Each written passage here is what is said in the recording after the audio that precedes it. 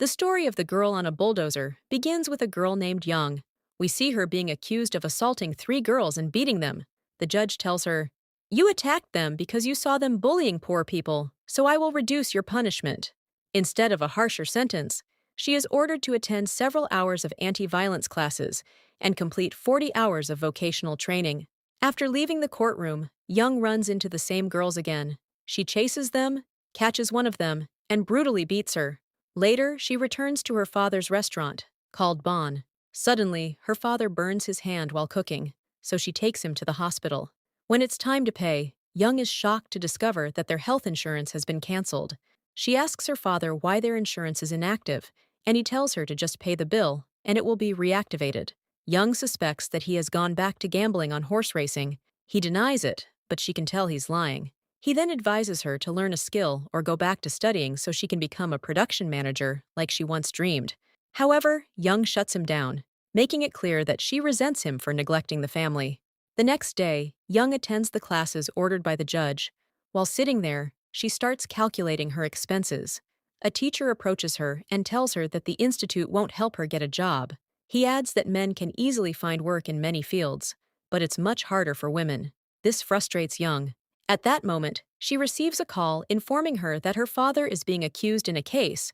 He allegedly stole a car and fled. That night, she goes to the hospital and finds out that her father has been in a car accident and is in critical condition. A lawyer tells her that the injured victim in the accident is seriously hurt, and they must pay compensation. Young asks to wait until her father wakes up to resolve the issue, but the lawyer claims that her father is fine and only has minor bruises, saying he will recover quickly. However, Young becomes suspicious. She returns to the restaurant, where employees tell her they only received half their salaries the previous month. Now overwhelmed by financial problems, she doesn't know what to do. Later, she gets a call from someone asking, "Are you Bon's daughter?" When she confirms, the caller says her father is missing and they want to contact him. Young lies and says her father is dead. When she returns home, she finds a woman named Yoon and her husband trying to seize their restaurant, claiming it belongs to Chairman Choi, and they are taking it over. Young threatens them with a cleaver and drives them away. She goes back to the hospital and learns that her father has been taken into surgery. While waiting, she checks his phone and finds many suspicious calls. Soon after, the doctor comes out and tells her they suspect her father is brain dead. Shocked, Young says the lawyer told her he was fine, but the doctor denies ever saying that. This makes her realize something strange is going on. She goes to the accident site to investigate, then visits the injured man's family. She meets his mother and wife and asks how the accident happened, but the mother refuses to talk and tells her to bring her own mother instead. Young points out that the car didn't mount the sidewalk and the accident happened in the middle of the road, meaning their son was walking in a fast lane without traffic signals. The mother gets angry and accuses Young of blaming her son. Young argues back, but the mother insists she should bring an adult to speak on her behalf. Furious, Young pushes her and says her mother is dead and will never come. Later, Young waits outside to question the injured man's wife. When the woman comes out, she refuses to talk. Young notices her hand is wrapped in bandages. She pulls them off and discovers that the hand is perfectly fine. The woman had faked the injury to claim more compensation money. Young returns to the hospital, only to find that the injured man and his mother have already left. The next day, she goes to the police station and tells an officer that they are lying and exaggerating their injuries. The officer replies that this is common. People often do this to receive higher insurance compensation. He also mentions that her father previously had financial and psychological problems. Young immediately responds, "No, he didn't." The officer insisted, saying that her father did have problems. He added, "I think your father intentionally tried to end his life in that accident." Young refused to believe him, so he showed her an insurance file and explained that her father had activated his insurance shortly before the accident. This shocked her. She returned home and searched through her father's phone, where she found a contact named Choi. She went to meet him and tried to talk to him.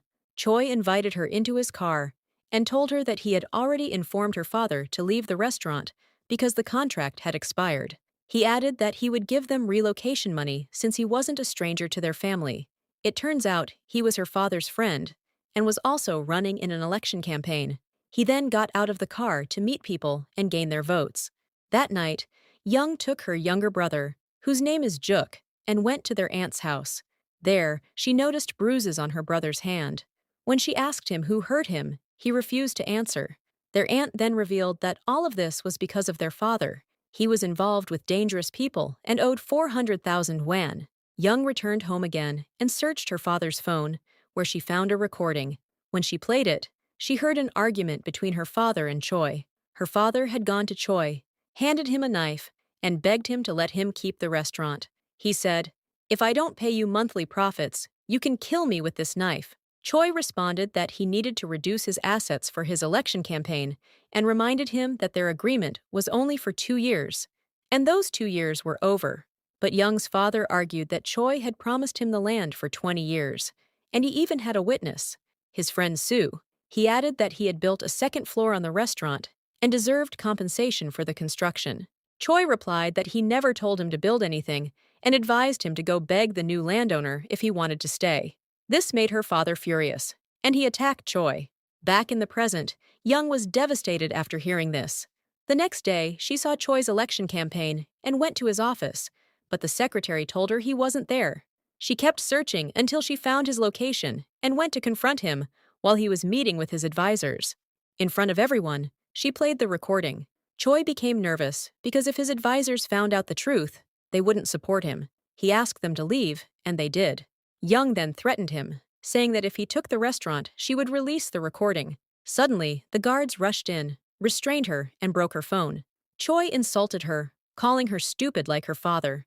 He even threw food at her and said, "Your father ended his life to free you from all these problems, and yet you keep dragging yourself into trouble again and again." The story then flashes back to before these events.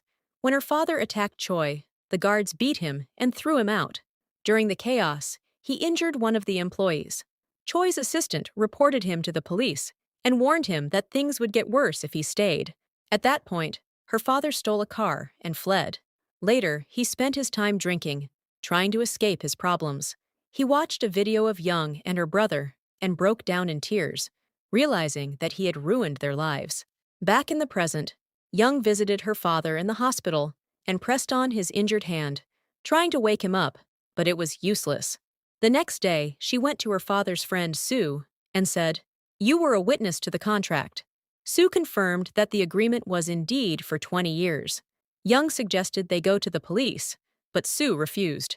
He told her that her father was going to die anyway, and that they were already drowning in debt.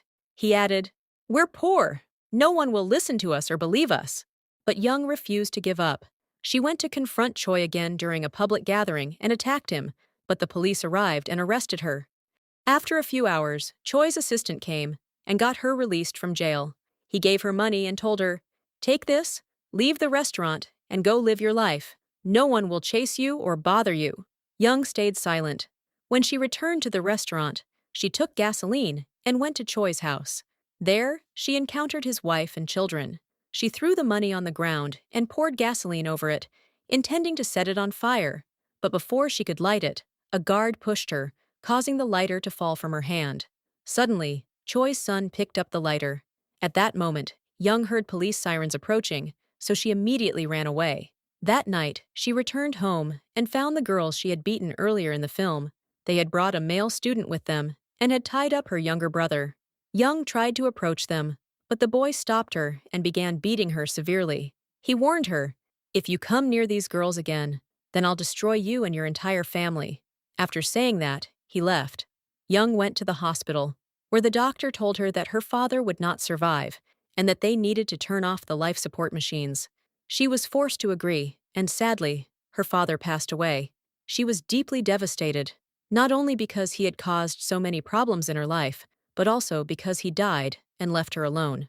At that point, Young became responsible for everything: the problems, the debts, and raising her younger brother. She took her brother and left him with their aunt. Then, she got on a bulldozer and went to the restaurant, completely destroying it as an act of revenge for her father. After that, she drove the bulldozer to Choi's house because she believed he was the one who had ruined their lives, and she destroyed his house as well. During this, the police arrived and shot her in the shoulder. She was then taken to court and sentenced to 2 years in prison. During those 2 years, Young suffered in prison. but she never regretted what she had done. After completing her sentence, she was released. She then went to the man her father had hit in the accident and told him, "I don't want anything from you. I just want to know the truth." The man finally confessed. He admitted that he had been drunk and had stepped onto a high-speed road in front of her father's car. Hearing this, Young accepted the truth. Afterward, she decided to live with her younger brother and tried to adapt to life without their parents. One day, the insurance company sent her a message saying that they had transferred $700,000 to her, money her father had been saving with them over the years. At that moment, Young realized that her father had not been gambling on horse racing. Instead, he had been secretly saving money for his children so they could survive in the future, knowing that he was being chased by debts and trouble. This realization broke her heart. She felt deep regret for misunderstanding him and for the poor relationship they had. In the end, she apologized to his memory and decided to take care of her brother and live her life peacefully. And that is the end of the film.